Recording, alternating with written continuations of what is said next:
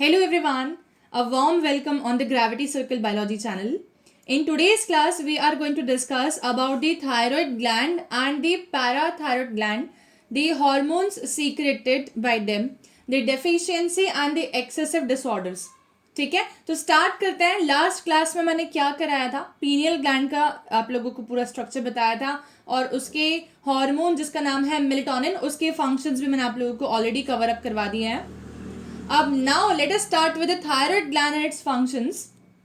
सो location के ऊपर जाके बात करेंगे पहले, that where this particular gland is located, where this particular gland is found. तब जब भी बात करेंगे तो थायराइड ग्लैंड जो होता है इसके बारे में कुछ एक पॉइंट्स जो कि बहुत इंपॉर्टेंट हैं. पहली बात, thyroid gland is the largest endocrine gland of the body. ठीक है, जो सबसे बड़ा एंडोक्राइन ग्लैंड है बॉडी के अंदर हमारे, वो हो जाता है थायराइड ग्लैंड. और अगर आपसे कोई क्वेश्चन पूछता है बिना स्पेसिफाई किए, बोलता है कि which of the following is the largest gland of the body, तब अगर उन्होंने स्पेसिफाई नहीं किया है तो हम लोगों को आंसर देना होता है लिवर, क्योंकि liver is the largest gland of the body but it is an exocrine gland and not an endocrine gland. और अगर बोलते हैं largest endocrine gland of body specifically, then it will be the thyroid gland. ठीक है, and this gland appears more और less similar to like a butterfly. Butterfly की जैसे नजर आता है. ठीक है, तो अगर इस ग्लैंड को देखें ध्यान से हम लोग, तो हमें लगेगा कि ये ग्लैंड जो है it is appearing somewhat like a butterfly, एक बटरफ्लाई की तरह नजर आता है. एक पंख बटरफ्लाई का, दूसरा पंख बटरफ्लाई का, बीच में एक वॉर्म लेग स्ट्रक्चर, वैसा कुछ ही नजर आता है. ठीक है, और इस पर्टिकुलर ग्लैंड के अंदर हम बोलते हैं it is a bilobed gland. कैसा होता है ये? बाइलोब्ड, दो लोब्स होते हैं. क्या ये दोनों लोब्स एक दूसरे के साथ में कनेक्टेड हैं? तब हम बोलेंगे यस ऑफ कोर्स, ये दोनों लोब्स एक दूसरे के साथ कनेक्टेड नजर आ रहे हैं with a flap like structure called as isthmus. ठीक है, तो बहुत सारी बातें हमने अभी देख ली. लार्जेस्ट ग्लैंड होता है थायराइड ग्लैंड. कौन सा? लार्जेस्ट एंडोक्राइन ग्लैंड होता है थायराइड ग्लैंड. इसकी लोकेशन के बात कर रहे हैं, लेकिन पहले स्ट्रक्चर देखते हैं. It appears like a butterfly. ठीक है, it is a bilobed gland. ठीक है, एंड बटरफ्लाई लाइक. ठीक है, and the two lobes are connected to each other with a flap-like structure called as isthmus. The two lobes are connected to each other with a flap-like structure,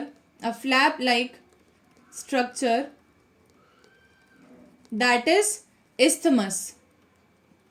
isthmus. ठीक है, isthmus का मतलब generally एक bridge होता है. ठीक है, isthmus word हमारे सामने जहां भी आएगा, isthmus will always act like a connection, a bridge, एक ब्रिज की तरह काम करता है हमेशा. ठीक है, तो ये बात भी समझ आ गई. अच्छा, अब लोकेशन पे आते हैं. फाइनली लोकेटेड किधर है, किधर दिख रहा है? ठीक है, हम लोगों को ये दिख रहा है इधर कहीं, राइट. तो हम बोलेंगे thyroid gland is located basically larynx वाला जो हमारा एरिया है. लैरिंग्स जो होता है it is also called as a voice box. और लैरिंग्स के larynx basically voice box structure is made up of cartilages. ठीक है, जिसमें कि एक कार्टिलेज होती है थायराइड कार्टिलेज, और थायराइड कार्टिलेज के आसपास में ही प्रेजेंट होता है ये ग्लैंड, थायराइड ग्लैंड.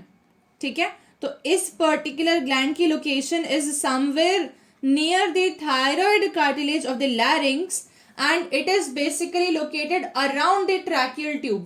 ठीक है, तो ट्रैकियल ट्यूब का मतलब क्या? जो हमारी विंड पाइप है, उस विंड पाइप को सराउंड करता हुआ ये प्रेजेंट होता है ग्लैंड जिसका नाम है थायराइड ग्लैंड. ठीक है, एक और बात बता देती हूँ कि थायराइड ग्लैंड जो है आगे की तरफ तो इस्थमस से कनेक्टेड था, पर पीछे की तरफ वो किसी भी चीज से कनेक्टेड नहीं है. कैसा हो गया ये बात? जैसे कि मान लो ये एक लोब है और ये दूसरा लोब है. ठीक है, और ये बीच में कनेक्टेड तो है किसी स्ट्रक्चर को, हमने बोला कनेक्टेड है पीछे, लेकिन पीछे आगे और पीछे की तरफ जाए तो हम देखेंगे कि ये सी शेप का हो गया. पीछे कोई कनेक्शन नहीं है, आगे कनेक्शन है दोनों लोब्स का, पीछे कोई कनेक्शन नहीं है दोनों लोब्स का. ठीक है, तो ये बेसिकली ट्रैकियल रिंग की जैसे हम बोलेंगे. ट्रैकियल रिंग कैसी होती है? इनकम्प्लीट होती हैं, इसलिए सी शेप बोलते हैं। वैसे ही ये ग्लैंड भी कैसा हो गया, ये भी सी शेप जैसा हो गया, ठीक है ना। मतलब समझ आया कि डॉर्सली ये हो जाएगा इनकम्प्लीट, वेंट्रली ये कंप्लीट था, ठीक है।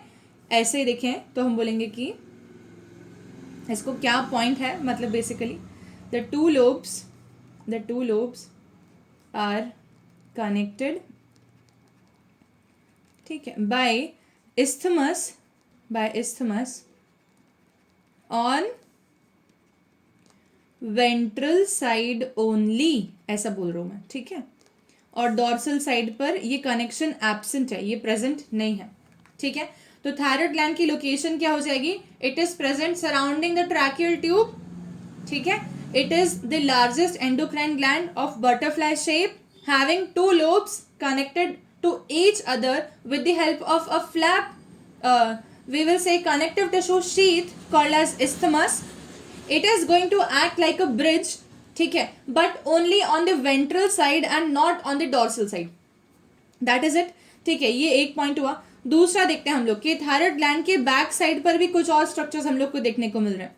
तो थायराइड ग्लैंड के जो पीछे की तरफ वाले जो एरिया है वो लोबुलर स्ट्रक्चर में डॉर्सल साइड पर प्रेजेंट होते हैं 4 स्मॉल फर्दर ग्लैंड्स, जो कि ग्लैंड के ऊपर चिपके हुए ग्लैंड्स हो गए एक तरीके से।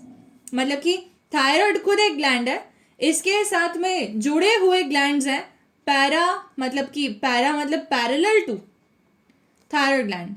थायराइड ग्लैंड के साथ में पैरेलली अटैच्ड कौन से हो जाएंगे, पैराथायरॉइड ग्लैंड्स। कितने हैं, एक लोब पर 2 हैं, मतलब कि एक साइड पर 2 हैं, दूसरे साइड पर 2 हैं। आगे है क्या, नहीं, किधर है, पीछे है। तो हम लोग इसलिए देख रहे हैं बैक व्यू में डायग्राम बनाया हुआ, फ्रंट व्यू में नहीं बनाया हुआ, क्योंकि ये ग्लैंड्स की लोकेशन है डॉर्सल ना कि वेंट्रल, ठीक है। So this is done, this is covered. Now we will discuss about the different hormones, but before that हम लोग थायराइड ग्लैंड के इंटरनल एनाटॉमिकल स्ट्रक्चर भी देखेंगे, क्योंकि हमें ये पता होना चाहिए कि ये जो ग्लैंड है इसके अंदर कौन से ऐसे सेल्स हैं जो कि हार्मोन सीक्रेट कर सकते हैं, कौन से प्रकार के हार्मोन सीक्रेट कर सकते हैं। तो we need to understand that also. इसीलिए जैसे भी हमने अगर थायराइड ग्लैंड का एक सेक्शन लिया, ठीक है, मतलब मैंने अगर इतना सेक्शन लिया, उसका सेक्शन लेके जब मैं उसको देखूंगी तब मुझे पता चलेगा कि थायराइड ग्लैंड के अंदर ऐसे बहुत सारे फॉलिकल्स प्रेजेंट हैं।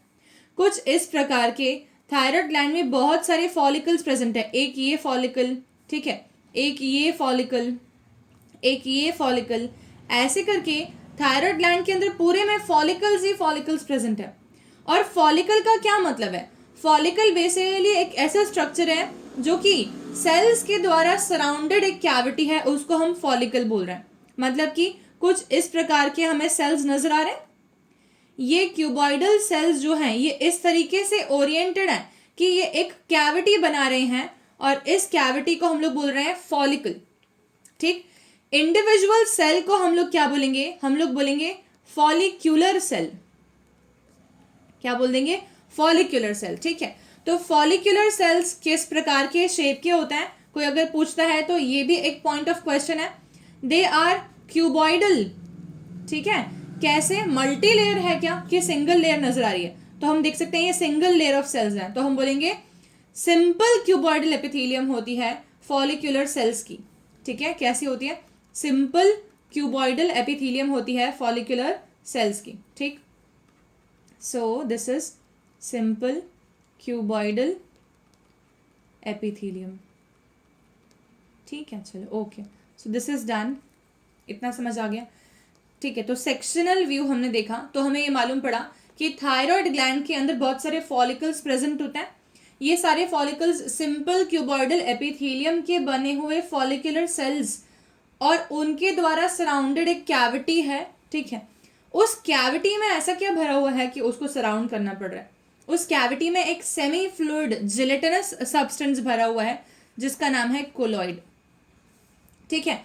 ये semi fluid jelly like substance को हम लोग क्या बोल रहे हैं, कोलॉइड। और इस जेली लाइक कोलॉइड के अंदर थायराइड ग्लैंड के फॉलिकुलर सेल्स हार्मोन बना बना के और फिर पुट कर देते हैं, मानो हार्मोन से भरा हुआ एक तालाब हो जाएगा कोलॉइड, ठीक है, मतलब कि जो हमारे पास में कैविटी है वहां पर बहुत सारे हॉर्मोन्स भरे हुए हैं, T3 और T4 मतलब कि थायराइड हॉर्मोन्स भरे हुए हैं।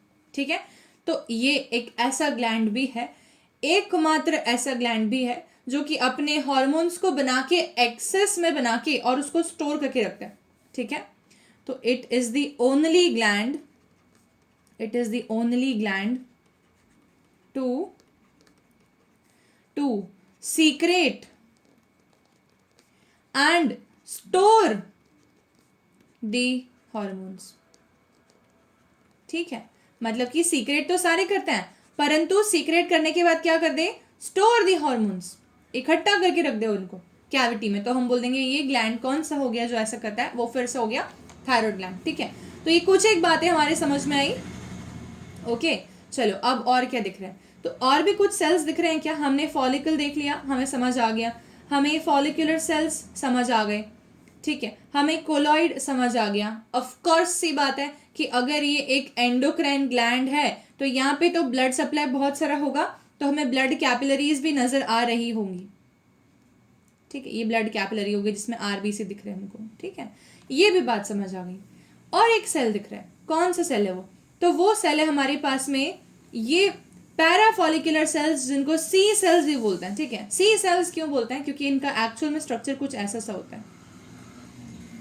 ठीक है, ये दबे दबे से सेल्स हैं बीच बीच में, सी सेल्स।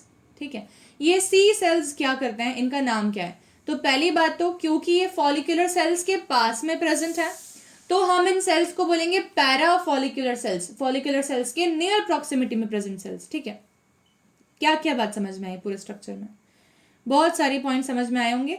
हम इनको एक एक करके देखते हैं वापस से, क्विक रिवीजन हो जाएगा ताकि। ठीक है, जब हम लोग बात करेंगे इंटरनल, ठीक है, और sectional view of which gland, thyroid gland, ये मत भूल जाना कि पढ़ क्या रहे थे, थायराइड ग्लैंड। ठीक है, हमें क्या क्या देखने को मिलता है, we are able to see that there are many follicles. ठीक है, ये फॉलिकल्स कैसे होता है, ये होते हैं simple cuboidal epithelium, simple cuboidal epithelium.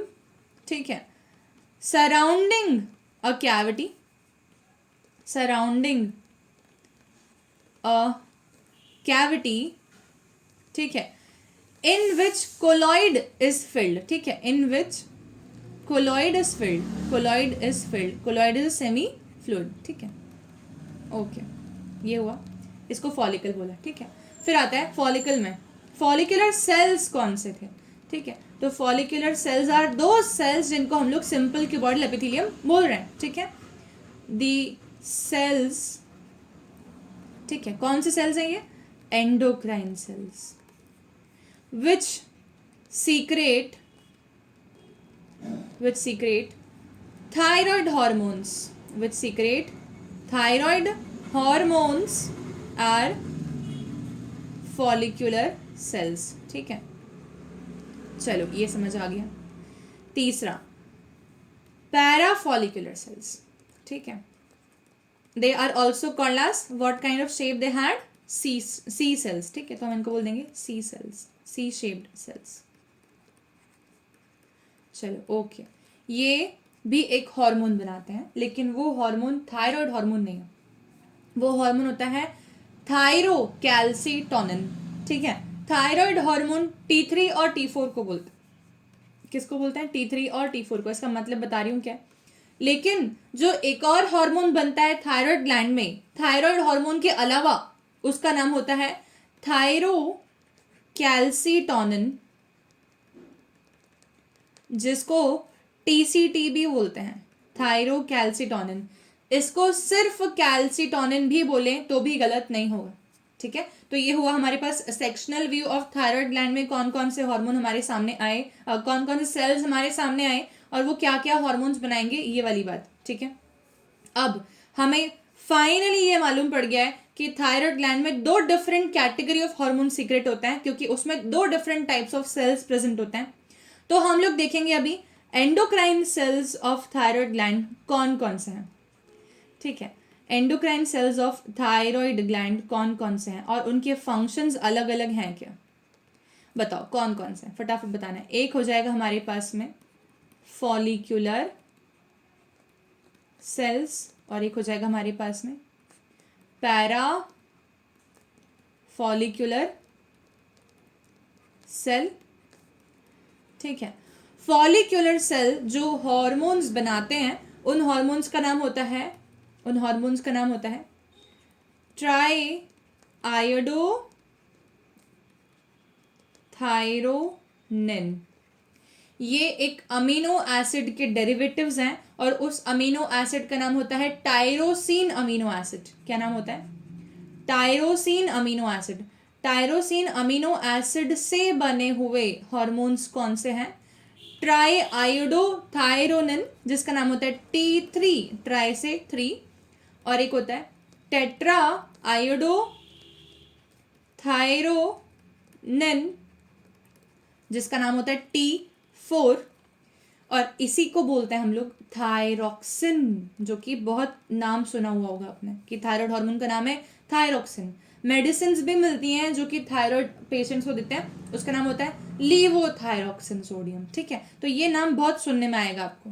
ठीक, अब पूछे कोई कि क्या ये और ये हार्मोन का फंक्शन सेम है, तो हम बोलेंगे ऑलमोस्ट सेम है, लेकिन पोटेंसी डिफरेंट है। इसका मतलब कि एक ज्यादा एक्टिव है और एक कम एक्टिव है।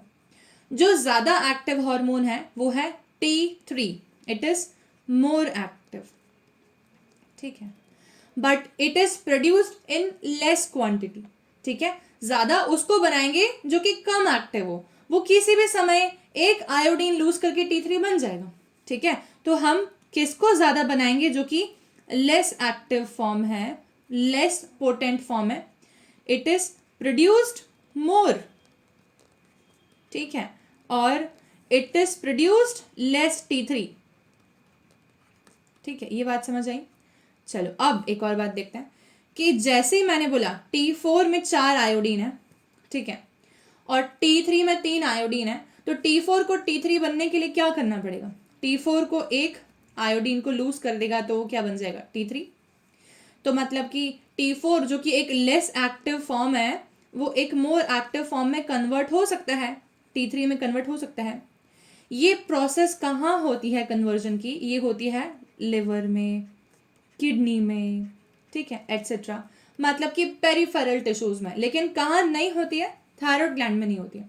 तो हमें एक बात तो समझ में आ गई कि endocrine cells of thyroid gland जो है, उसमें फॉलिकुलर सेल्स जो हैं, ये 2 हार्मोन बनाते हैं। इसमें से एक हार्मोन का नाम है T3, वो ज्यादा पोटेंट परंतु कम बनने वाला हार्मोन है, और उसका प्रोडक्शन T4 से हो सकता है, जो कि कम एक्टिव परंतु ज्यादा बनने वाला हार्मोन है। T4 T3 में कन्वर्ट होता है लिवर और किडनी जैसे पेरिफेरल टिश्यूज में जाके। ठीक है, इनको हम लोग बोलते हैं थायराइड हार्मोन्स। किसको? T3 और T4 को हम लोग कलेक्टिवली क्या बोलते हैं? Thyroid hormones. ठीक है, थायराइड हार्मोन्स। तो ये हमारे समझ आ गई एक बात।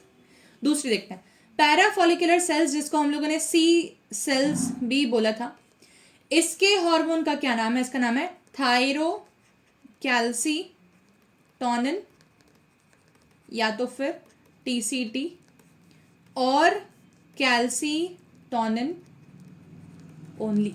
ठीक है, अब ये किसके साथ डील करता है? इसको थायराइड हार्मोन नहीं बोलते, इसका मेन काम कैल्शियम मेटाबॉलिज्म के साथ में डील करना है, जो कि अब हम इंडिविजुअल हार्मोन की फंक्शनिंग्स देखेंगे तो हमें ज्यादा क्लियर होगा।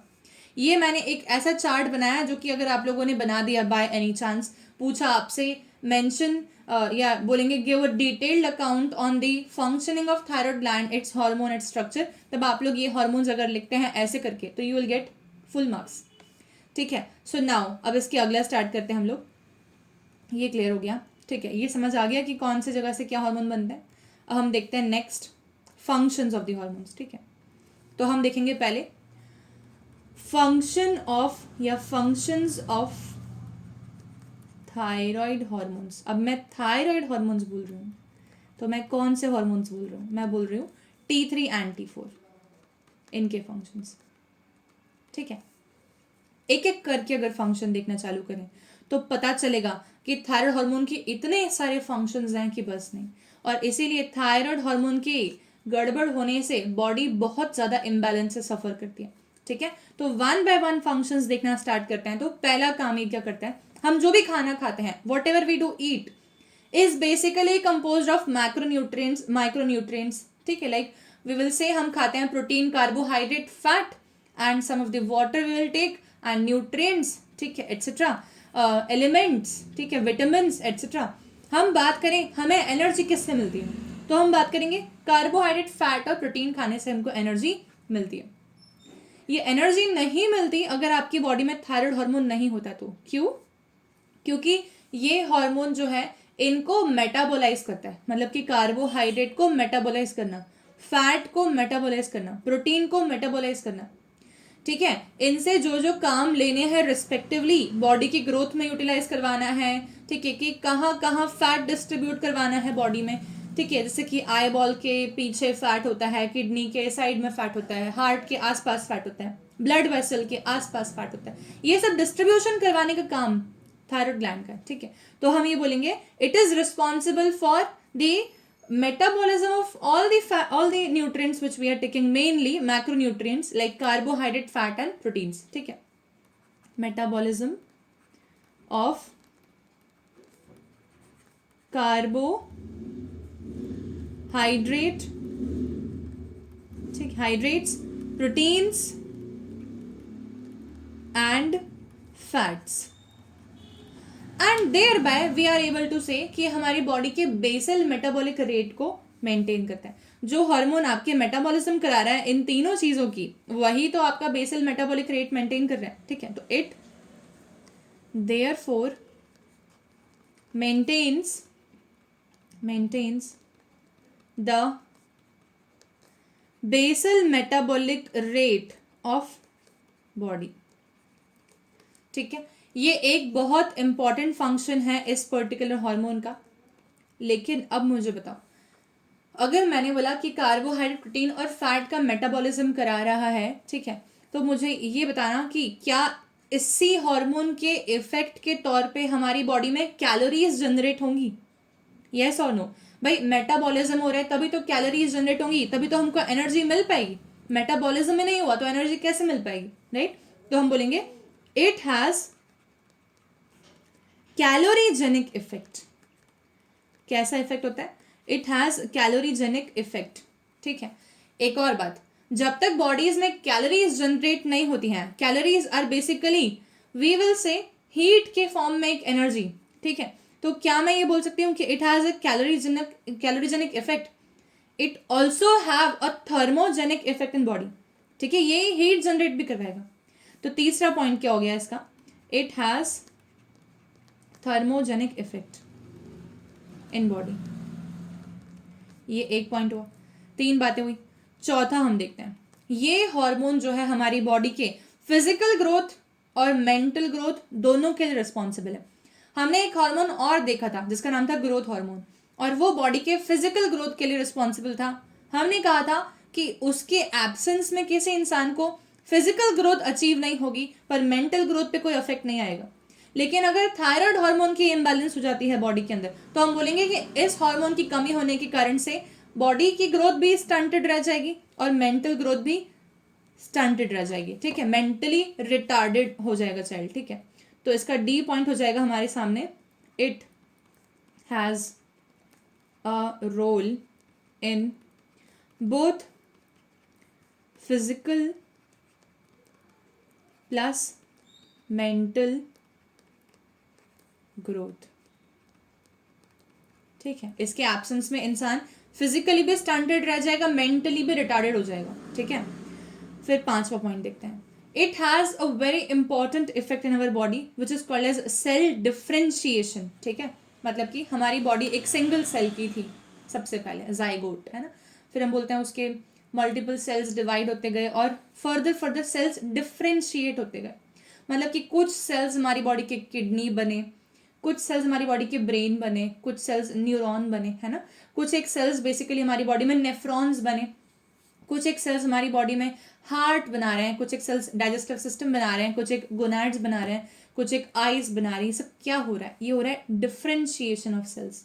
ठीक है, और डिफरेंशिएशन अगर नहीं हो तो बॉडी जो है वो just a mass of cells होने वाली है, सिर्फ एक सेल्स का हम बोलेंगे कि पूरा का पूरा ग्रुप मास कुछ भी नहीं, ठीक है, लेकिन डिफरेंशिएशन के कारण हम जो है वो नजर आते हैं, राइट। तो इसीलिए हम बोलेंगे it has a very important role, a very important role in cell differentiation, ठीक है। एग्जाम्पल, अगर हम ह्यूमन बॉडी का ना लेके और किसी और ऑर्गेनिज्म का लेते हैं तो हम देखते हैं लार्वा ऑफ फ्रॉग को बोलते हैं टैडपोल। टैडपोल मछली की तरह दिखता है और वो टैडपोल फ्रॉग में कभी कन्वर्ट नहीं हो पाता अगर उसको थायराइड हार्मोन नहीं मिलता तो। समझ रहे हो मतलब कि कितना मेजर ब्लंडर हो सकता है थायराइड हार्मोन की कमी से, ठीक है। Example, tadpole turns into frog, ठीक है, बिकॉज ऑफ थायराइड हार्मोन, ठीक है। तो ये एक और फंक्शन हो गया। फिर एक और फंक्शन होता है कि जब ये इतने सारे काम करवा रहा है हमारी बॉडी में, ठीक है, इतने सारे काम करवा रहा है हमारी बॉडी में, तो इसको एक और काम करवाना पड़ेगा, ठीक है, वो है आरबीसीज का नंबर बढ़ाना। क्यों? क्योंकि अगर रेड ब्लड सेल्स ज़्यादा नहीं होंगे या एरिथ्रोपोइसिस नहीं होगा तो ऑक्सीजन नहीं होगी, और ऑक्सीजन के बिना हमारे कोई भी सेल्स मेटाबॉलिक काम करेंगे ही नहीं, ठीक है। इसीलिए ऑक्सीजन बढ़ाने के लिए क्या चाहिए? आरबीसीज का नंबर ज़्यादा। तो it has an impact on the erythropoiesis, मतलब कि आरबीसी फॉर्मेशन होता है इसके कारण, ठीक है। तो इट हेल्प्स इन एरिथ्रोपोइसिस, मतलब कि आरबीसीज प्रोडक्शन में मददगार होता है थायराइड हार्मोन, ठीक है। एक और फंक्शन देखते हैं इसी का, वो है it maintains the electrolyte balance in our body, मतलब कि सोडियम, पोटाशियम, क्लोराइड, कैल्शियम, इनका कितना मात्रा चाहिए हमारे ब्लड में, कितना मात्रा चाहिए हमारे एक्स्ट्रा सेलुलर फ्लूइड में, इंट्रा सेलुलर फ्लूइड में, वो सब वेरिएबल होता है और उसको निर्धारित करने का काम होता है थायराइड हार्मोन का, ठीक है। तो maintains electrolyte and osmotic balance, ठीक है, ऑस्मोटिक बैलेंस। इतने सारे फंक्शंस हैं थायराइड हार्मोन्स के और ख़त्म ही नहीं हो रहे हैं, पर इतने काफ़ी हैं, इतने मेन फंक्शंस हैं और इसके अंदर एक भी स्किप नहीं होगा, इस फंक्शन से ज़्यादा आते नहीं हैं, ठीक है, जनरली। तो देखो T3 T4 इससे ऊपर नहीं आता है, मतलब ये कहना चाह रही हूँ। तो T3 T4 के क्या क्या फंक्शंस हैं? एक तो कार्बोहाइड्रेट, प्रोटीन और फैट का मेटाबॉलिज्म कराएगा, मतलब कि basal metabolic rate of body को मेंटेन करेगा। ये कैलोरीज प्रोड्यूस करवाएगा बॉडी में, ये हीट जनरेट करवाएगा बॉडी में। यही हार्मोन फिजिकल और मेंटल दोनों प्रकार की ग्रोथ के लिए रिस्पॉन्सिबल है। इस हार्मोन का एक बहुत इंपॉर्टेंट काम है, वो है सेल डिफरेंशिएशन करना, ठीक है। इसी के कारण से हम बोलेंगे कि गोनाड्स की एक्टिविटी के लिए भी रिस्पॉन्सिबल हो जाता है कौन? हमारा थायराइड हार्मोन। अगर गोनाड्स जो है उसमें सेल डिफरेंशिएशन नहीं हो रहा तो वो गोनाड्स किसी काम के नहीं रहेंगे, मतलब कि स्पर्मेटिड से स्पर्म नहीं बना, ठीक है, स्पर्मेटिड से स्पर्म बनना एक प्रोसेस है सेल डिफरेंशिएशन की, है ना। और अगर थायराइड हार्मोन नहीं है तो ये भी इम्बैलेंस हो गया। सिमिलरली मेंस्ट्रुअल साइकिल को भी रेगुलेट करता है थायराइड हार्मोन, तो हम यहाँ लिख देते हैं it maintains gonads functioning also,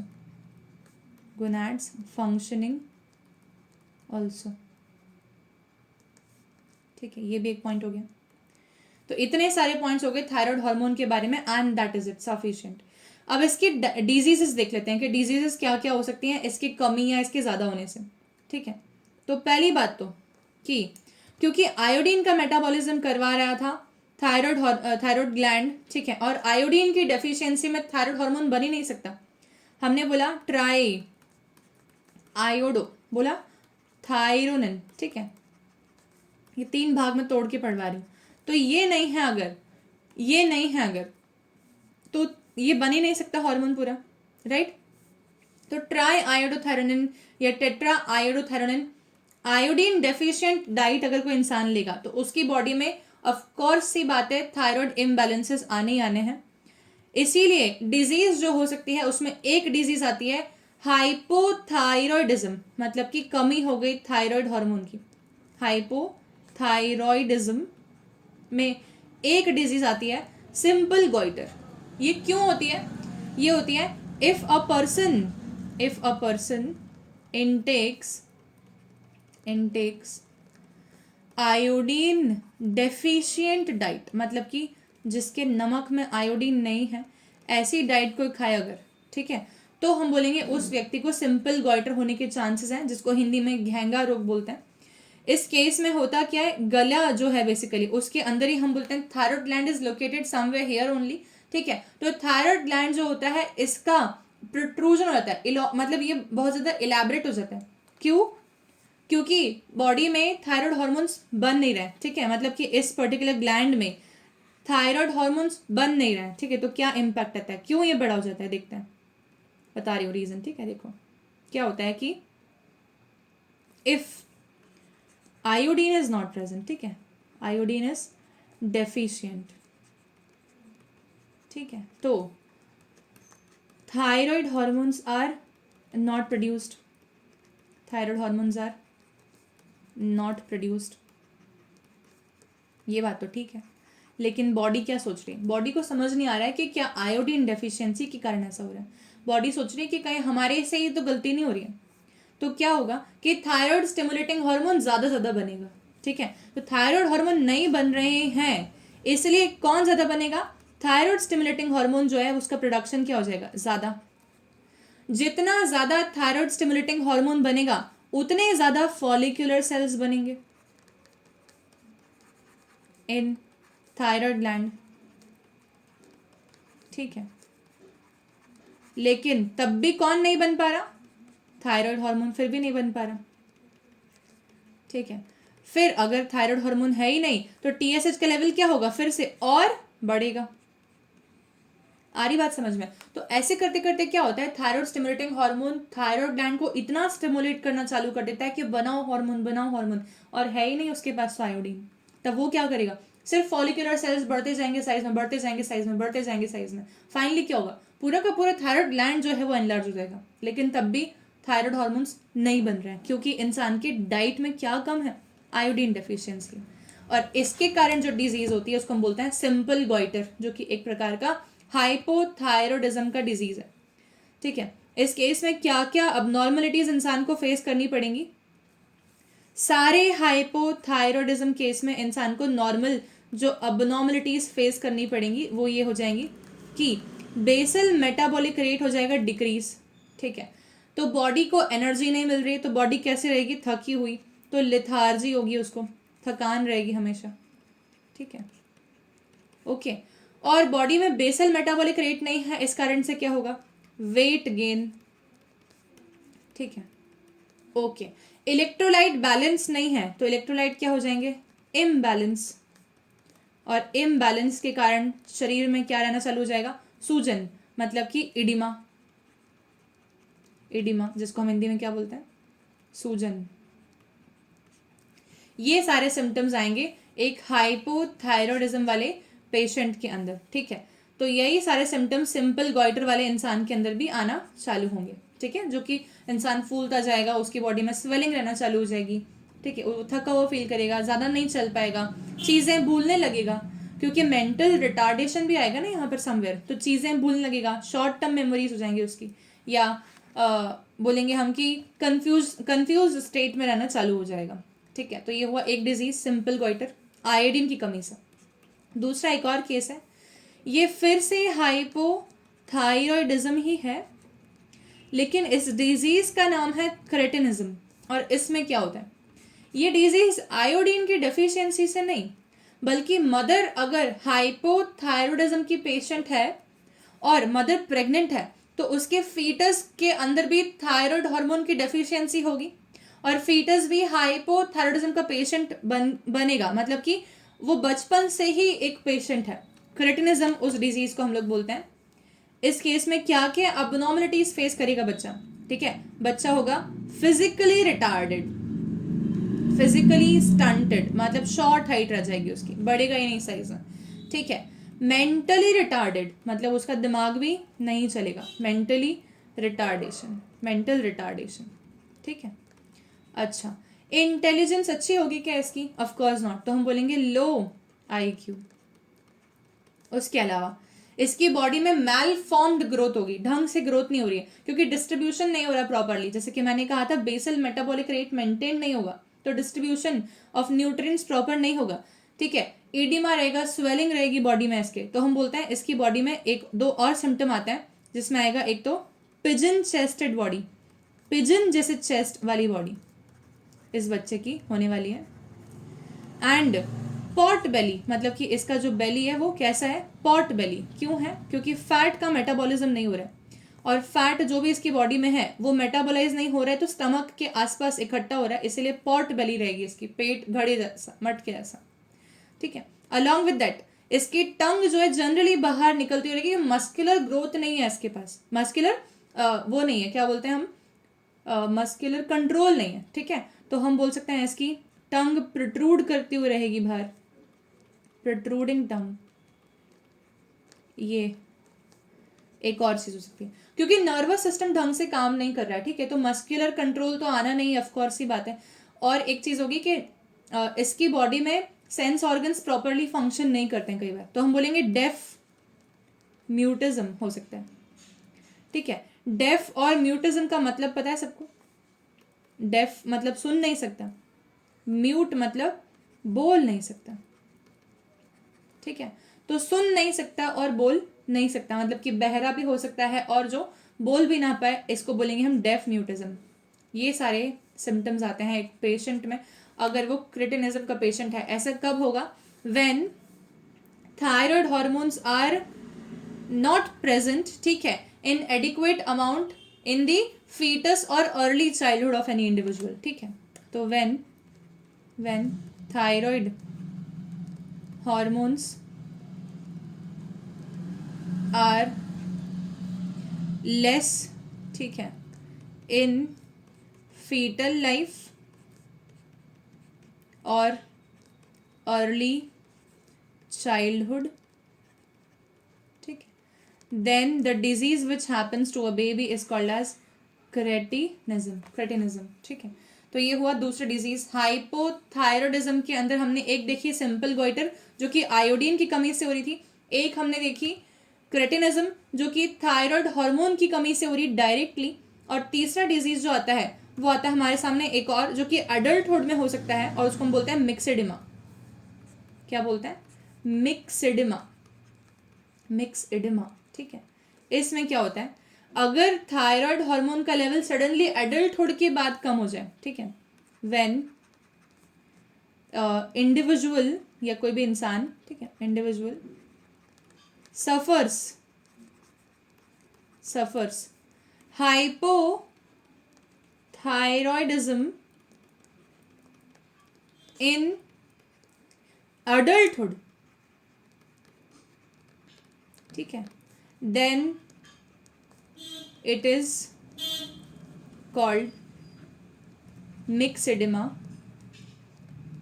ठीक है। और इस केस में बड़े होने के बाद में इंसान का स्टंटेड फिजिकल ग्रोथ या मेंटल ग्रोथ तो नहीं हो सकता क्योंकि उसने जितना ग्रोथ अचीव कर लिया वो तो हो ही गया, लेकिन क्या और अबनॉर्मलिटीज आ सकती हैं? तो हम देखेंगे यहाँ पर weight gain, suddenly weight gain हो सकता है इंसान के अंदर। और क्या हो सकता है? हम बोलेंगे उसकी स्किन अबनॉर्मल हो सकती है, ठीक है, क्योंकि प्रोटीन की कमी से स्किन अबनॉर्मलिटीज आएंगी, प्रोटीन का मेटाबॉलिज्म नहीं होने से, ठीक है। तीसरा, अगर हम बोलेंगे फीमेल है केस तो मेंस्ट्रुअल साइकिल अफेक्ट होगी, मेंस्ट्रुअल साइकिल इररेगुलर हो सकती है या एब्सेंट भी हो सकती है, इररेगुलर और एब्सेंट, ठीक है। और जनरली मिक्सिडिमा ज़्यादा फीमेल्स में होता है, ठीक है, तो females are more prone to this disease. ज़्यादा किस में होता है? फीमेल्स में होता है ये डिजीज, ठीक है। Weight gain, skin abnormalities, menstrual cycle irregular, absent, ठीक है, कंफ्यूजन, फॉरगेटफुलनेस, चीज़ें भूल जाना, फॉरगेटफुलनेस, ठीक है, okay, and lack of confidence, ठीक है। ये सारे चीज़ें आएंगी मिक्सिडिमा के पेशेंट में, ठीक है। तो हमने देखा हाइपोथायरॉयडिज्म अगर होता है, थायराइड हार्मोन की अबनॉर्मलिटी में कमी हो रही है, तो 3 डिजीज पढ़ी हमने अभी तक। कितनी? 3। हाइपोथायरॉयडिज्म में हमने 3 चीजें पढ़ी। एक पढ़ी हमने सिंपल गॉइटर, ठीक है, सिंपल गॉइटर। एक हमने पढ़ी क्रेटिनिज्म, और एक हमने पढ़ी मिक्सिडिमा। ये तीनों हाइपो डिसऑर्डर्स हैं। ये आयोडीन डेफिशिएंसी के कारण हुआ था, डेफिशिएंसी। ये चाइल्डहुड में हुआ था, चाइल्डहुड थायराइड डेफिशिएंसी। और ये अडल्टहुड थायराइड डेफिशिएंसी। ठीक है, ये तीनों बातें हमारे समझ आई। Okay, so these are the things which we have covered. Now next is hyperthyroidism as a disease. ठीक है, तो this is going to be exactly opposite of that of hypothyroidism. इस केस में क्या क्या होता है symptoms? इसमें होगा पर्सन का वेट लॉस, ठीक है, एक्सेसिव वेट लॉस, क्योंकि बीएमआर बहुत ज़्यादा है, ठीक है, वेट लॉस, बीएमआर बहुत ज़्यादा होने के कारण से, और इलेक्ट्रोलाइट बॉडी जो है इतने ज़्यादा मतलब स्टोर कर रही है ब्लड में कि उस इंसान का जो है ब्लड प्रेशर भी बहुत ज़्यादा बढ़ के आएगा, ब्लड प्रेशर ज़्यादा होगा, ठीक है। इसी कारण से वो इंसान हमेशा एंजाइटी में दिखेगा आप लोगों को, चिड़चिड़ा सा बहुत ज़्यादा, ठीक है, इंक्रीज होगी। प्लस उस इंसान को प्रोफ्यूज स्वेटिंग होगी अक्सर, मतलब बहुत ज़्यादा पसीना बहना, ठीक है। Along with that ion imbalances के कारण आंखों में जो एक्वस ह्यूमर वाला पोर्शन है वहां सॉल्ट ज़्यादा आने के कारण से पानी भी ज़्यादा भरेगा, तो आंखें कैसे दिखेंगी? बल्ज, बाहर आती हुई, ठीक है, तो हम बोलेंगे बल्जिंग आइज, बल्जिंग आइज, ठीक है। रेस्टलेस इंसान, मतलब कि यहाँ वहाँ बस भागते ही जा रहा है, ठीक है, क्योंकि उसको समझ नहीं आ रहा है कि वो बैठे कैसे, क्योंकि उसकी बॉडी में इतना मेटाबॉलिज्म चल रहा है, ठीक। ये सारे सिम्टम्स आते हैं एक इंसान में अगर वो हाइपर थायरॉयडिज्म का पेशेंट है। तो आया समझ में? बहुत थिन हो जाएगी बॉडी, वेट लॉस हो जाएगा, ब्लड प्रेशर ज़्यादा, एंजाइटी ज़्यादा, स्वेटिंग, बल्जिंग आइज, रेस्टलेस, है ना। ये मत सोचना कि डिजीज अच्छी है क्योंकि कोई भी डिजीज ही होती है, अच्छी नहीं होती है। तो दिस इज हाइपर थायरॉयडिज्म। अब हम देखते हैं इसमें एक और केस हमारे सामने आता है हाइपर थायरॉयडिज्म के अंदर ही, उसका नाम होता है ग्रेव्स डिजीज। क्या नाम होता है? ग्रेव्स डिजीज, ठीक है। ये कैसी डिजीज है? ठीक है, तो ग्रेव्स डिजीज में क्या होता है? देखो, नॉर्मली हम क्या जानते हैं? हम जानते हैं कि मैं बहुत रफ इमेजिनेशन में डायग्राम बना रही हूँ, एकदम ध्यान से देखना। जैसे कि मैंने कहा ये थायराइड ग्लैंड है, ठीक है, मान लेते हैं कि ये थायराइड ग्लैंड है, ठीक है, और मैंने कह रही है ये फ्लैप लाइक स्ट्रक्चर इस्थमास है, और ये हमारे पास में लैरिंग्स है, ठीक है, और ये थायराइड ग्लैंड है पूरा आपका। ओके, मैं रफ इसलिए बना रही हूँ ताकि समझ आना चाहिए, बेसिकली उद्देश्य समझाना है।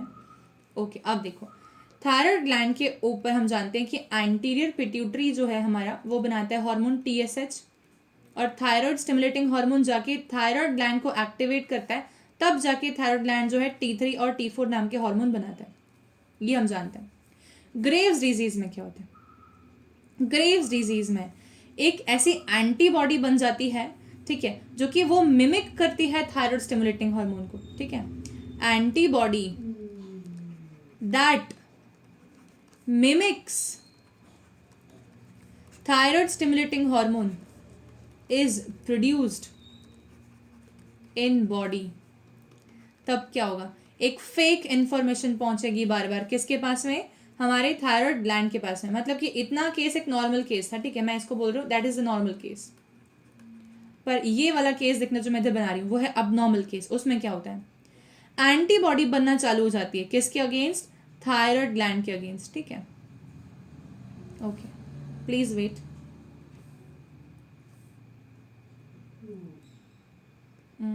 Will take blue colour, okay, ताकि ज़्यादा क्लियर विजन हो उसके लिए। ये एंटीबॉडी, ठीक है, ये एंटीबॉडी कैसी एक्शन दे रही है? This is an antibody which is mimicking TSH। तो इसके इफेक्ट पे भी क्या होगा? थायराइड ग्लैंड T3 T4 बनाएगा। तब ऐसे क्या होगा?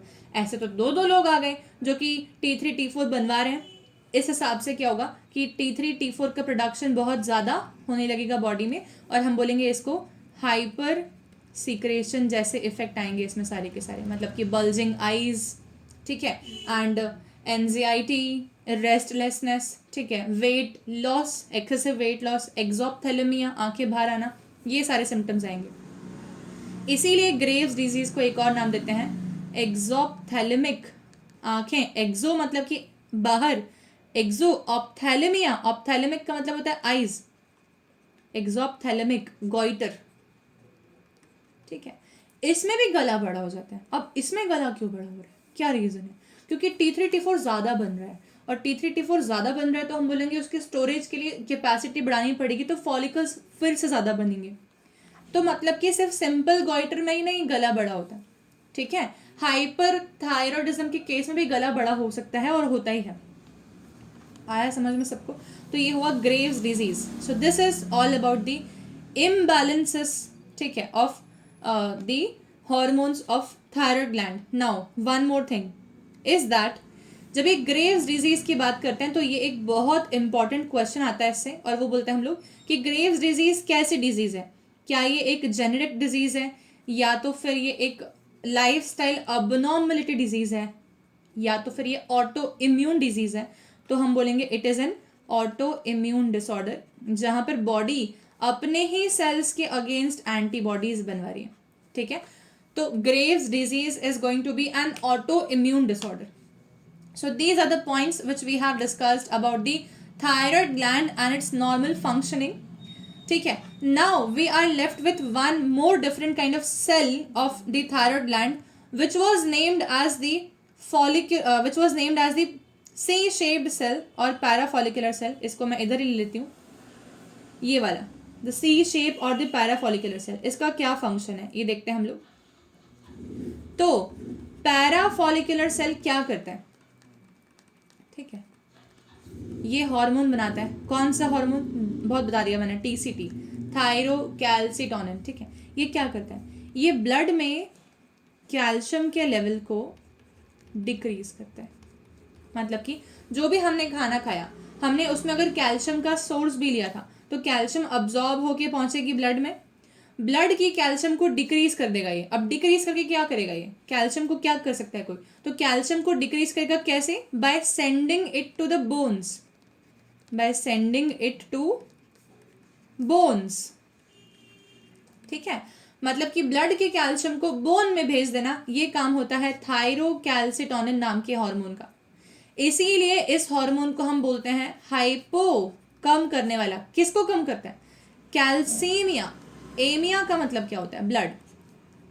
3 पार्ट में तोड़ दो. हाइपो का मतलब होता है डिक्रीजेस कैल्शियम फ्रॉम ब्लड. कितना इजी हो गया, वर्ड रूट जानोगे तो हमेशा चीजें इजी हो जाएंगी. हाइपो कैल्सीमिया, ब्लड में से कैल्शियम को डिक्रीज करता है. कहाँ भेजता है? बोन के पास भेजता है. तो अच्छा हार्मोन है ये. ठीक है, ये ब्लड में से कैल्शियम जब ज्यादा हो जाता है, ऑप्टिमम लेवल से ऊपर हो जाता है, तो उसको बोन में भेजता है. सारे कैल्शियम को नहीं. हमने जो खाना खाया उसके बाद हमारे ब्लड में एक पर्टिकुलर कैल्शियम का लेवल मेंटेन रहता है. उसके ऊपर का जितना भी कैल्शियम है वो सारा का सारा हम लोग बोन्स के पास भेजते हैं. इसलिए बोलते हैं डेली कैल्शियम खाना चाहिए. ठीक है, डेली 1 ग्राम कैल्शियम खाना चाहिए ताकि आपके बोन्स जो है वो नॉर्मल रहें. और क्योंकि कैल्शियम सिर्फ बोन हेल्थ नहीं बल्कि और भी बहुत सारे काम कराता है, तो कैल्शियम का बॉडी में रहना जरूरी है.